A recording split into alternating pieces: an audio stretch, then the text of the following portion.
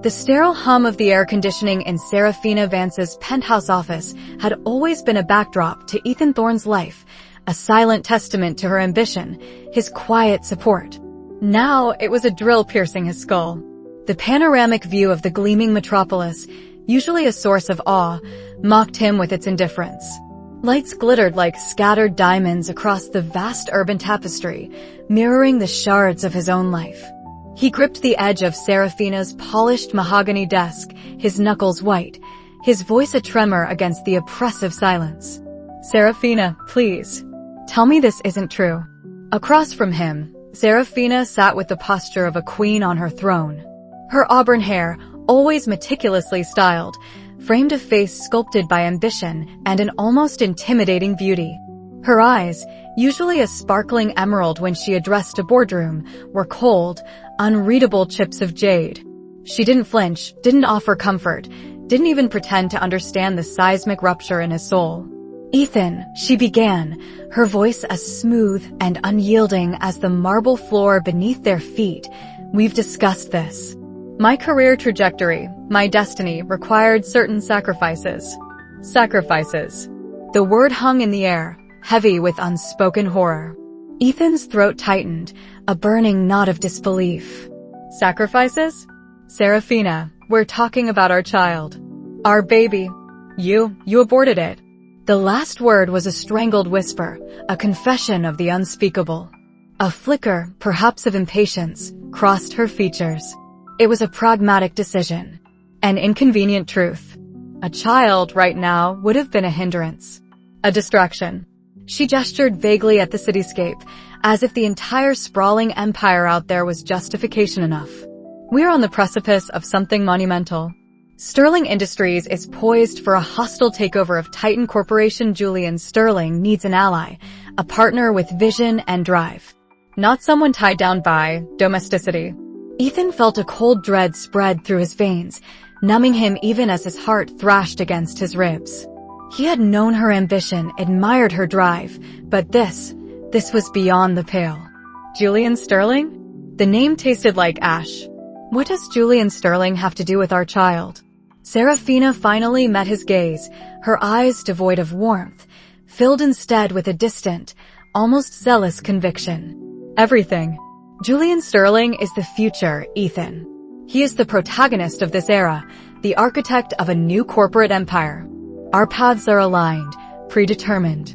To stand beside him, to truly be his equal, I need to be unencumbered. I need to be focused. This is the only way for me to fulfill my true destiny." The words struck Ethan like a physical blow. The air rushed out of his lungs. He stumbled back, colliding with a plush armchair he'd often sunk into, dreaming of their future, of a family. He'd always known Seraphina believed in a grander narrative, a destiny she was meant to fulfill. He'd just naively assumed he was a part of it, a beloved co-star in their shared story. Now he was merely a discarded prop, and their unborn child, an unfortunate casualty.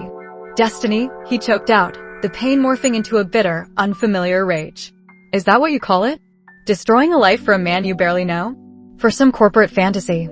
Seraphina leaned forward, her composure unsettling. "You wouldn't understand, Ethan. You've always been content with the background, with building the intricate systems that make others shine. You see a family, a simple life. I see a legacy, a dynasty. Julian sees it too. He understands the sacrifices required." A searing heat spread through Ethan's chest. For years, he'd poured his soul into her company's back-end infrastructure, making her applications run flawlessly, always content for her to take the spotlight. He'd celebrated her every triumph, ignored the subtle slights, chalked up his own suppressed career aspirations to being a supportive husband. He'd given her everything, including his dreams. And in return, she'd aborted their child for another man's destiny. He closed his eyes, a violent shudder racking his frame. The world he knew, the love he believed in, had dissolved into a grotesque lie. When he opened his eyes again, the pain was still there, a raw, gaping wound, but something else had ignited within him, a cold, hard spark of defiance. He reached into the inner pocket of his worn blazer, his hand trembling slightly. He pulled out a thick envelope and placed it carefully, almost reverently, on the gleaming surface of the desk, sliding it across to her. The document inside was stark, unambiguous. Seraphina eyed the envelope with a dismissive curiosity. Her perfectly manicured fingers picked it up, her brow furrowing slightly as she read the bold print on the cover. Divorce papers. Her voice was flat, devoid of emotion, as if she were reading a grocery list. Ethan forced himself to meet her gaze, his voice surprisingly steady, though it felt like shattered glass in his throat. I can't. I won't be a part of this anymore, Seraphina. Not after this. You can chase your destiny with Julian Sterling. I'll reclaim mine. A slow, incredulous smile spread across Seraphina's lips. It wasn't a smile of amusement, but of condescension, laced with a faint echo of pity. You're serving me divorce papers? She laughed, a short, sharp sound that grated on Ethan's ears. Ethan, darling, don't be melodramatic. We can talk about this. Perhaps therapy, a temporary separation. A child wasn't the right choice now, but in a few years. There is no us, Seraphina, Ethan interrupted, the words tearing free. There's just you, your ambition, and your perceived destiny. You sacrificed our child. You sacrificed me. You sacrificed everything decent for a fantasy. He took a deep, shuddering breath. I want nothing more from you. Nothing at all. Her smile vanished, replaced by a look of sharp, cutting disdain. You're being foolish, Ethan. You're throwing away everything we've built, everything I've achieved. What will you do? Go back to coding obscure projects in some dusty corner of the tech world?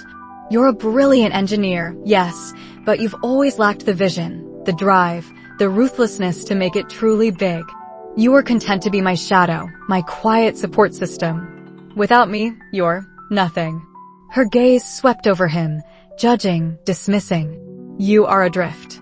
The words stung, lashing at his deepest insecurities, the very ones he had just resolved to overcome. He had been her shadow. He had suppressed his own ambitions. He had felt adrift. But no more. The void she had carved in his heart, the gaping emptiness where his future with their child should have been, would not consume him. It would forge him.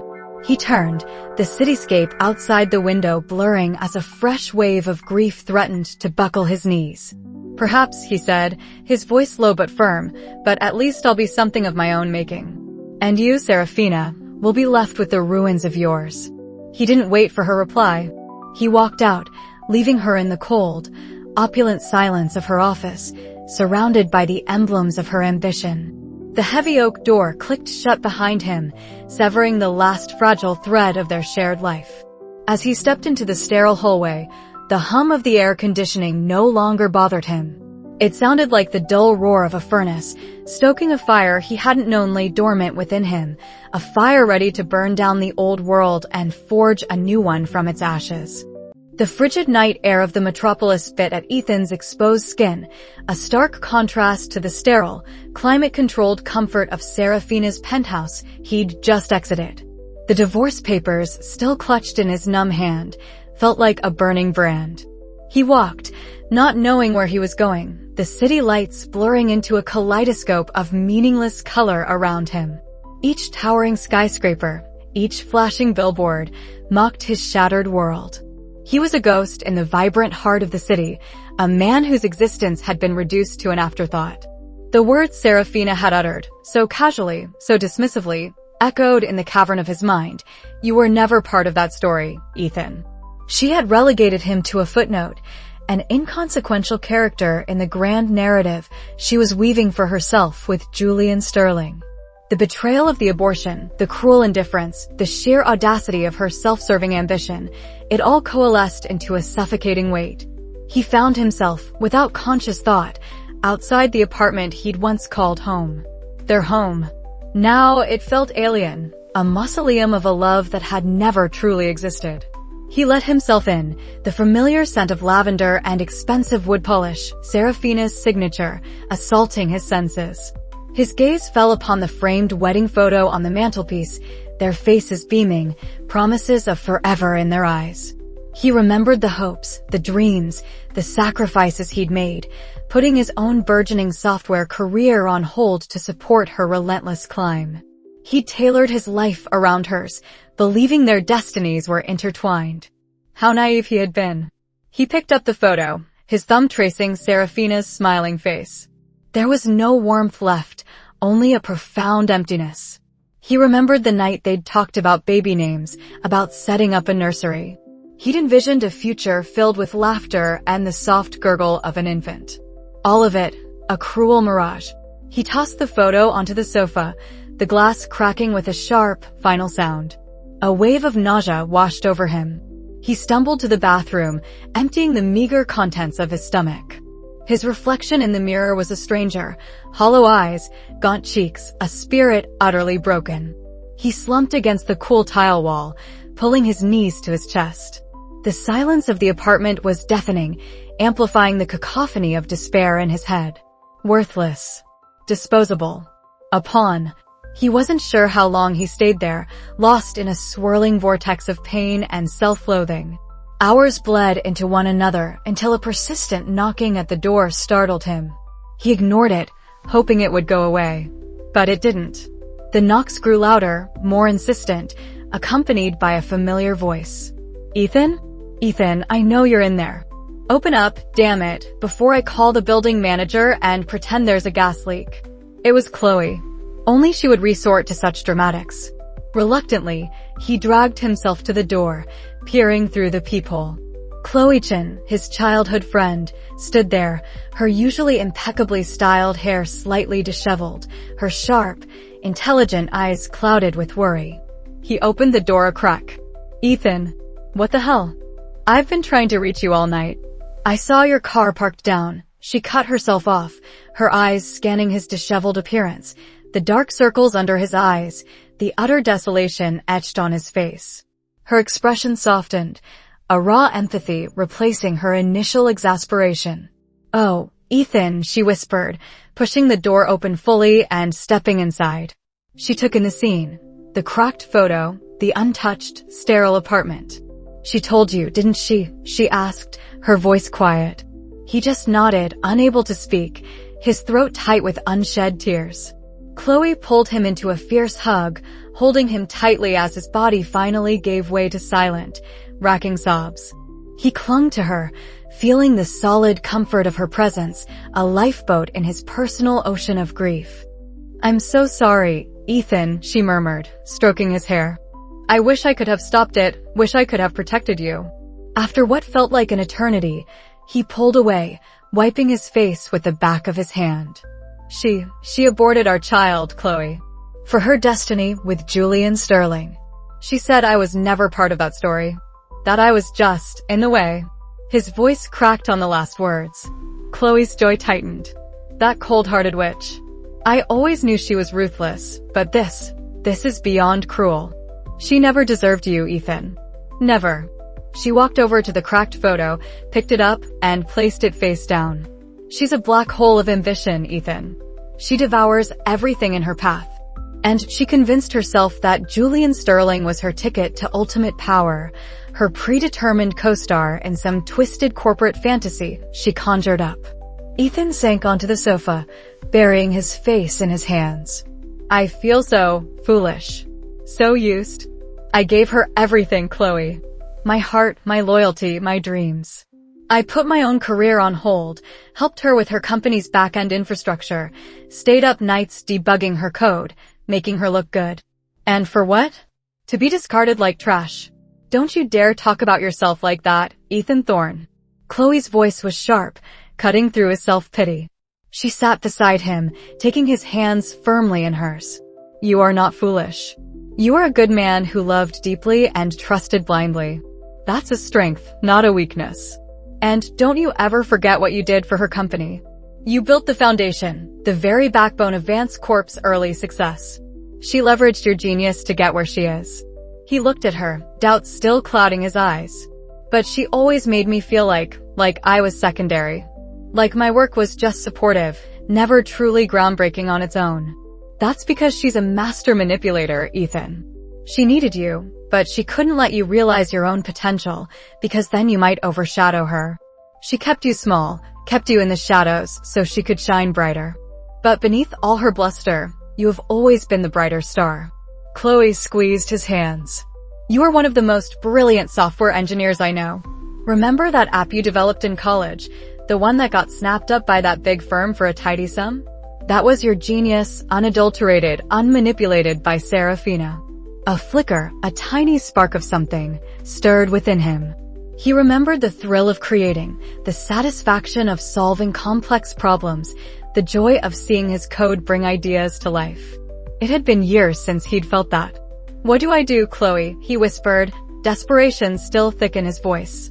Everything I thought I had, everything I was, it's gone. No, it's not gone, Chloe asserted, her gaze unwavering. The only thing gone is the lie Seraphina built around you. You are still Ethan Thorne. And you are going to reclaim him. You're going to build something of your own. Something magnificent. Something that will make her regret every single dismissive word, every calculated betrayal.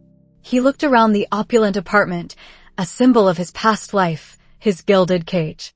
I can't stay here, he said, the words heavy with finality. Every corner screams of her, of the lie. Good, Chloe nodded. That's the first step. You pack up what matters to you, and you get out. My spare room is always open, or I can help you find a place. Something small, temporary, a place where you can just breathe again. He stood up, walking to the large bay window that overlooked the city. The lights, once mocking, now seemed to hold a different meaning. They represented possibility, opportunity, a world he had neglected for too long.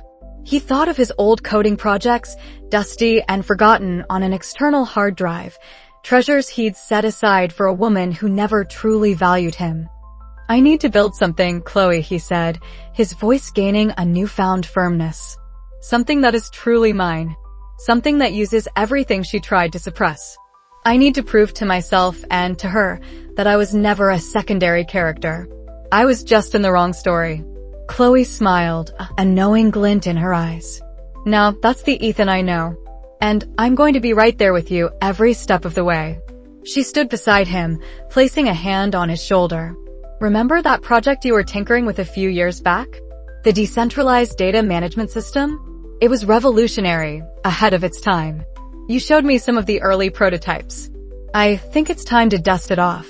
Ethan turned from the window, a flicker of genuine resolve hardening his gaze. The pain was still there, a dull ache, but now it was tempered by a burning ember of determination. It's not just about proving her wrong, Chloe, he said, the city lights reflecting in his eyes. It's about proving to myself that I can be the protagonist of my own life. And I know just the man who might be able to help me take that first real step. He thought of the industry veteran, a quiet giant who had always held a subtle disdain for Seraphina's family, Julian Blackwood. If anyone could guide him, it would be Blackwood. The desolate ruins of his past were behind him. The challenging, exhilarating ascent towards a new future stretched out ahead. The scent of stale coffee and new electronics filled Ethan's makeshift office, a cramped, sun-starved cubicle in a bustling co-working space. It was a far cry from the opulent, minimalist grandeur of Seraphina's corporate tower, or even the comfortable home office he'd once shared with her. But here, amidst the hum of servers and the quiet clatter of keyboards, Ethan felt a sense of purpose that had been missing for years. His personal sanctuary. Chloe, ever practical, pushed a steaming mug across his desk. Working through lunch again, Thorne? You'll combust. Her eyes, warm and full of genuine concern, swept over the complex lines of code scrolling across his monitor. Ethan leaned back, stretching his stiff shoulders. Almost cracked it. This algorithm, it's going to change everything, Chloe. The way teams collaborate, the way projects are managed. It's not just a tool, it's an ecosystem. He'd poured his heart and shattered pieces of his soul into Nexus OS, his vision for an AI-driven, hyper-adaptive project management and collaboration platform. It was ambitious, revolutionary, and terrifyingly complex. But for the first time since the world crumbled, he felt an exhilarating surge of his old self, the brilliant engineer he'd suppressed for Seraphina's sake. Chloe nodded, her gaze serious. I believe you. which is why you need to be sharp for your meeting with Julian Blackwood. He's not known for suffering fools, and he certainly won't suffer a starved genius. The mention of Blackwood sent a nervous tremor through Ethan, quickly replaced by determination. Chloe had pulled strings, leveraging her own burgeoning reputation in tech investment to secure this meeting. Julian Blackwood was a legend, a titan of the industry whose quietly influential ventures often eclipsed the more flamboyant corporations, including, subtly, elements of Seraphina's family empire.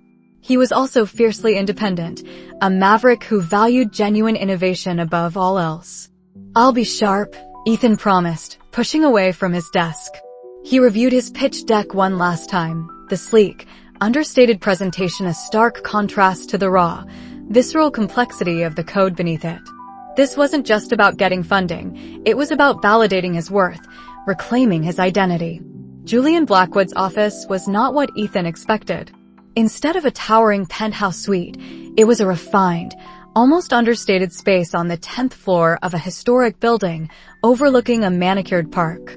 Bookshelves overflowing with worn tomes lined the walls, and a faint scent of antique wood and Earl Grey tea permeated the air. Blackwood himself was a study in quiet power, silver-haired, impeccably dressed, with eyes that seemed to miss nothing. "Ethan Thorne," Blackwood greeted, rising to shake his hand with a firm, warm grip. "Chloe speaks highly of you. That, in itself, is a recommendation." He gestured to a pair of plush leather armchairs. Ethan felt a strange calm settle over him. There was no pretense here, just a directness he hadn't encountered since his early days in coding, before the corporate world had twisted everything. He launched into his presentation, detailing Nexus OS not just as a product, but as a philosophy. He explained the AI's predictive analytics, its seamless integration capabilities, its intuitive user interface designed to anticipate needs, not just react to them. He spoke of its potential to revolutionize team dynamics, streamline workflows, and unlock unprecedented levels of productivity. Blackwood listened, utterly still, his gaze unwavering. He interjected with pointed, incisive questions, probing the technical architecture, the market strategy, the scalability. Ethan answered with a passion that surprised even himself, drawing on years of suppressed brilliance and a newfound hunger to prove himself. Finally, Blackwood leaned back, a faint smile playing on his lips. "You've clearly thought this through, Mr. Thorne. Most people come to me with ideas. You've brought a blueprint, a conviction, and a working prototype." He paused, his eyes narrowing slightly. "And a drive that suggests you have something to prove, beyond just technological advancement." Ethan met his gaze squarely. "I do," he admitted, his voice low but firm. "I want to build something lasting, something real. Something that stands on its own merit." Blackwood's smile widened. "Good. Because the only lasting foundations are those built on truth, not illusion. Seraphina Vance's empire, for all its flash, has always felt precarious to me. Too much built on ambition, not enough on substance." He didn't elaborate, but the unspoken rivalry was clear, a quiet undercurrent to his words. "I'm interested, Mr. Thorne. Very interested. What do you need?" Ethan's heart pounded. This wasn't just an investment, it was an affirmation. Capital for development and scaling, strategic market entry, and, if you're willing, your guidance. Blackwood chuckled. "Guidance I can certainly provide. And resources. We'll set up the seed funding immediately, and I'll connect you with my network. But understand this, Ethan. This isn't charity. I see extraordinary potential in you and in Nexus OS. Don't waste it." Leaving Blackwood's office, Ethan felt a surge of exhilaration he hadn't known was possible. The weight of the world hadn't lifted, but a powerful engine had ignited beneath him. The next few months were a blur of intense work, fueled by ambition and Blackwood's strategic mentorship. Ethan moved Nexus OS from a brilliant concept to a tangible, groundbreaking product. With Blackwood's capital, he assembled a small, incredibly talented team, attracting engineers who shared his vision and were excited by the raw innovation of Nexus OS. Blackwood provided more than just money. He opened doors, brokered introductions, and offered invaluable advice on everything from intellectual property protection to navigating early-stage market dynamics. He pushed Ethan, challenging his assumptions, refining his approach, and subtly guiding him through the labyrinthine world of tech startups. Chloe, meanwhile, was a whirlwind of activity. She managed the burgeoning business operations, negotiated contracts, and handled the relentless stream of administrative tasks, freeing Ethan to focus entirely on development. She was his rock, his strategist, and his most fervent believer. "We just landed our first pilot program," Chloe announced one evening, bursting into his small office, a wide grin lighting up her face. A mid-sized logistics company, innovative, eager to cut down on their project turnaround times. "They're calling it a game changer already, Ethan." Ethan leaned back, a genuine, unburdened smile spreading across his face. "Finally. All those late nights, all those debugs, it's paying off." The pilot program was a resounding success. Nexus OS seamlessly integrated into the company's existing infrastructure, immediately demonstrating its ability to optimize workflows, predict bottlenecks, and enhance team collaboration. Word began to spread through the tight-knit network of ambitious, forward-thinking businesses. Early traction turned into a steady hum of interest. Ethan, once lost and directionless, was now a driving force. His code wasn't just lines on a screen. It was a testament to his resilience, his brilliance, and his unwavering belief in himself. Meanwhile, in the gilded cage of Seraphina Vance's corporate empire, subtle tremors were beginning to appear. She sat at the head of a gleaming conference table, her expression a mask of elegant control, but a faint crease marred the space between her perfectly sculpted eyebrows. The Sterling Vance acquisition of Omnicorp has hit an unexpected snag, her head of MA reported, his voice tinged with carefully concealed frustration. Their board is suddenly asking for a higher premium, citing unforeseen market shifts and new competitive pressures. It's unprecedented. Seraphina tapped a perfectly manicured nail against the polished surface. Omnicorp was a key piece in her strategic puzzle with Julian Sterling, a move designed to consolidate their dominance in enterprise software solutions. This delay was more than an inconvenience, it was an affront. "What competitive pressures?" she asked, her voice cool, yet carrying an edge. "We dominate this sector. There's no viable upstart that could possibly sway a board of that caliber." Her head of market intelligence cleared his throat. "There have been whispers, Madam CEO. A new AI-driven platform called Nexus OS. Early reports suggest it's showing remarkable efficiency gains in pilot programs, particularly in project management and collaborative workflows. It's small and proven, but some of our mid-tier clients have inquired." Seraphina scoffed, a dismissive wave of her hand. "Whispers. Inquiries. Every other week there's a new disruptor in the market. It will fizzle out, like all the others. Focus on Omnicorp. Double down on our offer. This is a battle of wills, and I do not lose." Julian Sterling, seated beside her, offered a placid smile, his hand resting briefly on her arm. "Seraphina is right. We simply apply more pressure. These small players are inconsequential. Our destiny awaits, my dear." Seraphina offered him a dazzling smile, outwardly confident, but inside, a tiny seed of irritation had been planted. Nexus OS. The name was insignificant, a fleeting annoyance. Yet, the unexpected resistance from Omnicorp, a company she'd been certain would fall swiftly, lingered in her mind like a discordant note in an otherwise perfect symphony. She had dismissed Ethan Thorne, a man she believed to be nothing more than a broken toy, discarded and irrelevant. She had moved on, towards what she believed was her grand destiny. But somewhere, unseen, unheard, a new engine was roaring to life, its vibrations about to shake the very foundations of her carefully constructed world. And at the helm of that engine, with a quiet brilliance she'd long forgotten, stood the man she had cast aside. The whispers of Nexus OS were just the beginning, a faint echo of the storm that was about to break. The scent of success was intoxicating, a heady mix of freshly brewed coffee, humming servers, and the quiet buzz of 100 minds collaborating. Ascend, Ethan Thorne's innovative project management software, had not just launched, it had soared. 6 months after its debut, the once small team operating out of a rented co-working space now occupied 2 floors of a sleek, glass-fronted building in the heart of the city's tech district.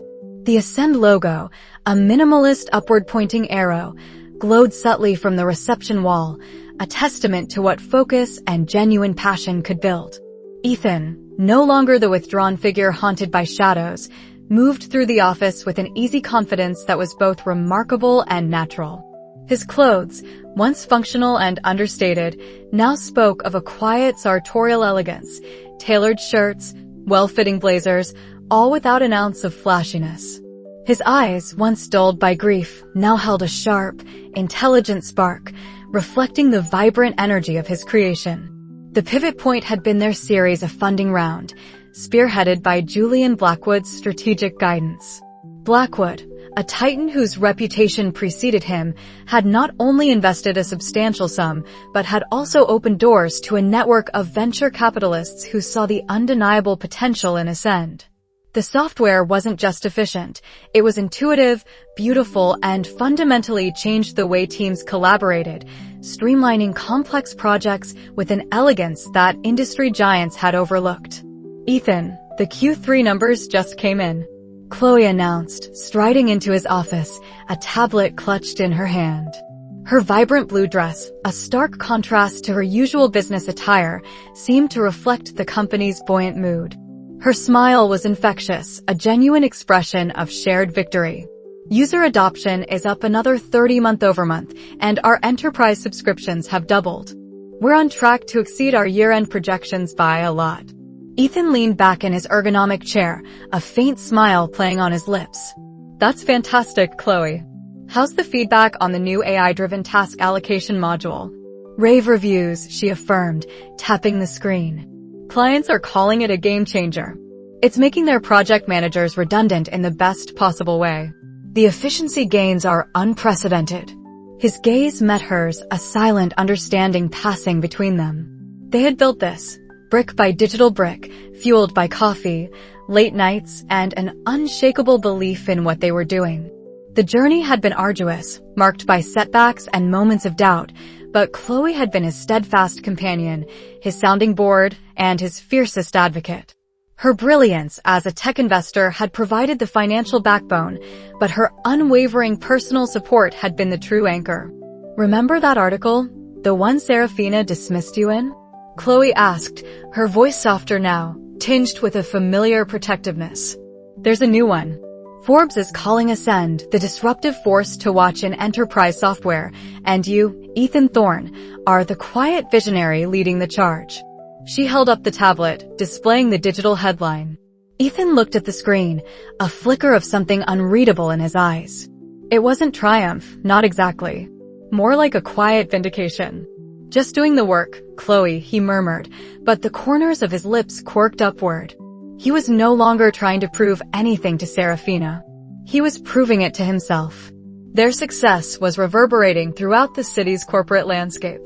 Industry events that once ignored him now extended invitations, not just to attend, but to speak. Tech publications clamored for interviews, eager to capture the story of the quiet engineer who had built a powerhouse from the ground up. He accepted these invitations, not for vanity, but to represent Ascend, to share their vision, and to quietly, gracefully, step into the spotlight he had once unknowingly shied away from. Meanwhile, the carefully constructed edifice of Seraphina Vance's destiny with Julian Sterling was beginning to show prominent, gaping cracks. Her grand investment in Sterling's next-generation social commerce platform, dubbed Nexus, had been touted as a revolutionary venture, poised to disrupt the entire e-commerce sector. Seraphina had poured a substantial portion of Vance Enterprises' liquid assets into it, convinced that aligning herself with Sterling and his prophetic vision was her ultimate path to power and prestige. Initially, the hype had been intoxicating. Julian Sterling, charismatic and effortlessly charming, had painted a dazzling picture of a world where social interaction seamlessly merged with commerce, driven by his unique algorithms. Seraphina, blinded by her belief in their destiny and Sterling's supposed genius, had ignored the subtle red flags, the vaguely defined technical specifications, the lack of a clear revenue model beyond initial VC interest, and Sterling's aversion to rigorous stress testing. The launch of Nexus was, in a word, disastrous. A critical security flaw, discovered by a white-hat hacker within weeks, exposed user data, leading to a public outcry and a massive privacy scandal. The platform itself was clunky, unintuitive, and riddled with bugs. Its unique algorithms proved to be nothing more than basic recommendation engines, poorly implemented. User adoption plummeted after the initial buzz, replaced by scathing reviews and a flood of negative media coverage. Vance Enterprises, having staked so much on Nexus, began to feel the tremors. Their stock price, once stable, dipped significantly. Major institutional investors, unnerved by the plummeting value and the public relations nightmare, began to pull out. Seraphina, once the darling of the tech press, found her decisions being openly questioned. Analysts speculated about her judgment, her leadership, and her ability to steer the company through troubled waters. Julian Sterling, far from being the stoic, visionary leader Seraphina had imagined, proved to be an entitled, petulant man-child. He blamed everyone but himself, the engineering team, the marketing department, the uninformed public who simply didn't understand his vision. Most infuriatingly for Seraphina, he blamed her.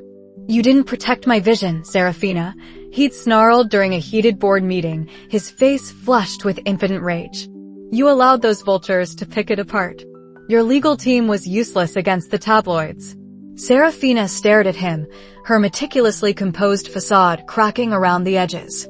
This wasn't the powerful, destined partner she had envisioned. This was a liability, a winner, a sinking ship dragging her down. The love they shared, the destiny she had so fervently believed in, felt hollow, transactional, and now irrevocably poisoned by failure. One crisp autumn evening, Seraphina sat alone in her expansive, minimalist penthouse apartment, the city lights a distant, uncaring glitter against the dark glass. A half-empty glass of untouched single malt sat beside her. Her phone buzzed, displaying a news alert from a prominent financial journal. The headline screamed, "Ascend hits billion-dollar valuation, poised for global expansion." Below it, a high-resolution photo of Ethan Thorne, standing beside Chloe Chin and Julian Blackwood, accepting an award. Ethan. His smile was genuine, unforced. His eyes, clear and confident, held no trace of the despair she had last seen in them. He looked happy, truly deeply happy. A cold, sharp pang struck Seraphina's chest, distinct from the financial anxieties currently gnawing at her. It wasn't just that he was successful, it was the way he was successful. Organic, authentic, built on true innovation and a supportive partnership. Everything Nexus wasn't. Everything she wasn't, not anymore. She scrolled through the article, reading about Ascend's user base, its impact, the positive sentiment from industry leaders. Then she saw a quote from Ethan, simple and profound. "Building something meaningful, something that truly helps people, that's the real reward." Meaningful. The word echoed in the sterile quiet of her apartment. What had she built? A monument to a perceived destiny, a crumbling empire founded on hubris and a cold, calculated betrayal. Her son, her child, sacrificed for this, for Julian Sterling, for a phantom destiny that had turned into a nightmare. A knot formed in her stomach, tightening with each passing moment. Julian Sterling had just called, demanding another round of emergency funding to save face, threatening to publicly expose Seraphina's role in Nexus's initial concept phase if she refused. The man she had sacrificed everything for was now blackmailing her. Seraphina looked at Ethan's photo again. He had risen from the ashes she had scattered. He was shining while her world was darkening. The dismissive scorn she had felt for him, the belief that he was insignificant, a disposable pawn in her grand narrative, now tasted like bitter ash in her mouth. The phone rang again. Julian. She ignored it. Her gaze remained fixed on Ethan's image. He was free. He was thriving. And she, Seraphina Vance, the woman who had made a fatal choice, felt a chill deeper than any winter wind, as the first tendrils of genuine regret wrapped around her heart, threatening to constrict it entirely. What had she truly lost? And what would she have to do to reclaim even a fraction of what he now possessed? The thought, fleeting and horrifying, was that she might never be able to. The chasm between them had widened into an abyss. She swallowed, her throat suddenly dry, as the full, awful weight of her choice began its relentless descent, leaving her gasping for air in the desolate ruins of her own making. The city lights, once a cold, distant shimmer, now felt like a warm embrace, reflecting the dazzling success of Phoenix Innovations' launch gala. Ethan Thorne stood on a raised platform, the hum of delighted chatter and clinking glasses forming a symphony around him. His tailored suit fit impeccably, a stark contrast to the worn shirts he'd once favored. His smile was genuine, untainted by the forced pleasantries of his past life. To Ethan, Julian Blackwood's resonant voice cut through the air, raising a glass. And to Phoenix Innovations, a testament to vision, resilience, and true genius. A roar of applause erupted. Ethan met Julian's eyes, a silent thank you passing between mentor and protege. Then his gaze found Chloe. She stood near the edge of the crowd, a radiant vision in a sapphire dress, her smile for him brighter than any spotlight. Their eyes locked, a silent conversation passing between them, of shared struggles, unwavering support, and a future they were building together, brick by painstaking brick. Phoenix Innovations' flagship product, Nexus, an intuitive AI operating system, had redefined industry standards overnight. It wasn't just a technological marvel, it was a beacon of what could be achieved when talent was unshackled and passion ignited.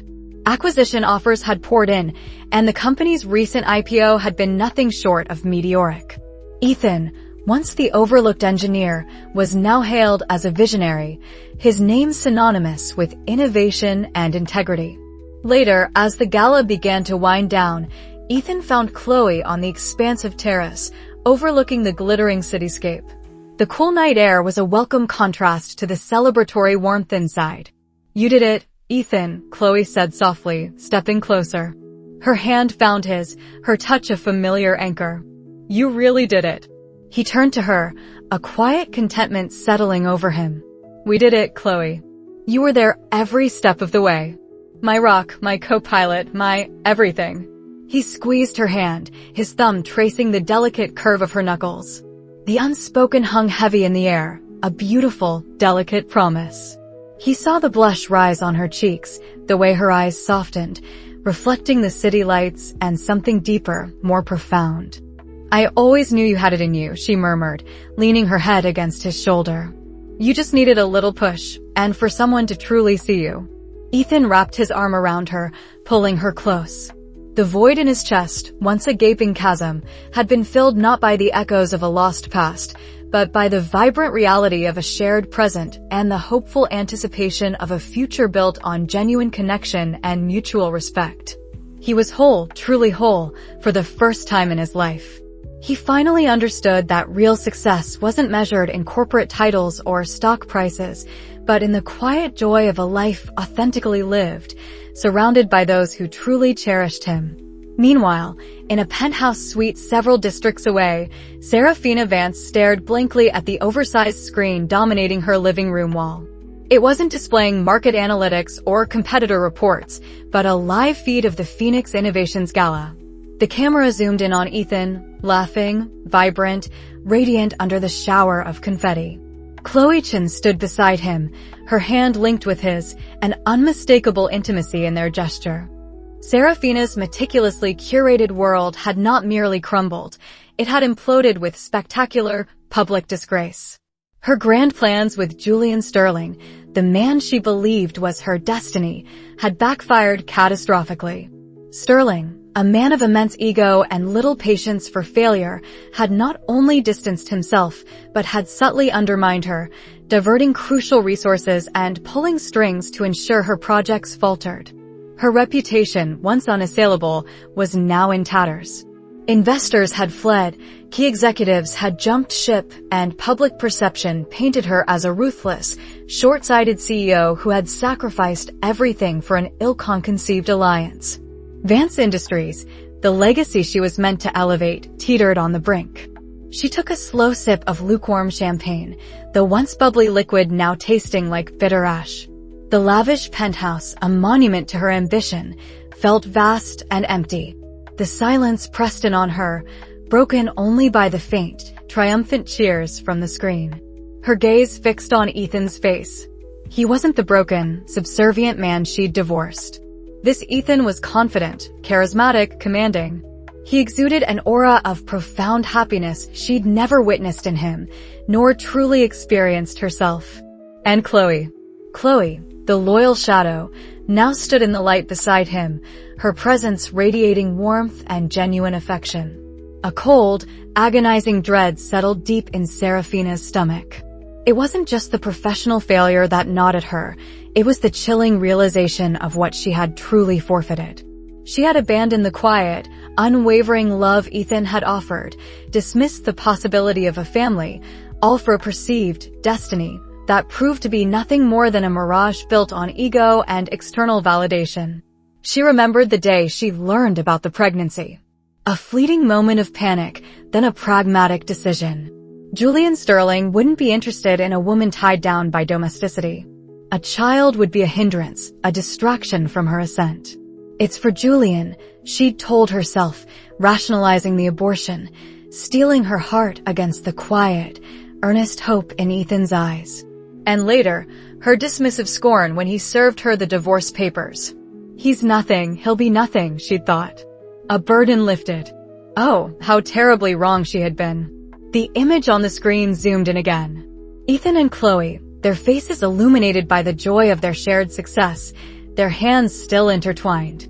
He wasn't just thriving, he was flourishing in a way she never could, because he had built his success on authenticity and purpose, not ruthless ambition. He had found genuine happiness, the very thing she had deemed expendable. Seraphina felt a wave of nausea. The abortion, the dismissal, the cruel indifference. Every choice she had made, every calculated step to secure her destiny, had not only failed, but had inadvertently paved the way for Ethan's incredible rebirth. She had cleared the path for him, releasing him from her shadow, giving him the space to become the man he was always meant to be. Her fatal choice wasn't just a misstep, it was an act of self-immolation that had paradoxically forged her ex-husband into gold. The irony was a bitter, unbearable poison. She had wanted to be the protagonist, the one with the grand narrative, and she had relegated Ethan to a supporting role. But in her ruthless pursuit of a fabricated destiny, she had inadvertently written him his own, more magnificent one. And now she was the supporting character in his story, watching from the desolate ruins of her own making as he soared. The silence in the penthouse was no longer just empty, it was a screaming void, filled with the echoes of her mistakes. Her ambition had consumed everything, leaving her with nothing but powerlessness and the soul-crushing weight of an irreversible regret. She looked at her reflection in the darkened glass of the screen, seeing not the powerful CEO she once was, but a hollow woman, utterly alone, utterly broken. The grand stage she had envisioned for herself was now a barren wasteland, and the only audience was her own relentless remorse. And as the last of the gala guests trickled out, and the cameras turned off, Seraphina Vance was left with the chilling certainty that she had not just lost a husband or a company. She had lost her chance at a life of genuine love and fulfillment, trading it for an illusion, only to witness Ethan build the very paradise she had cast aside. The true horror wasn't just her failure, but Ethan's triumph, a constant, glittering reminder of the family, the love, and the future she had irrevocably destroyed with her own hands.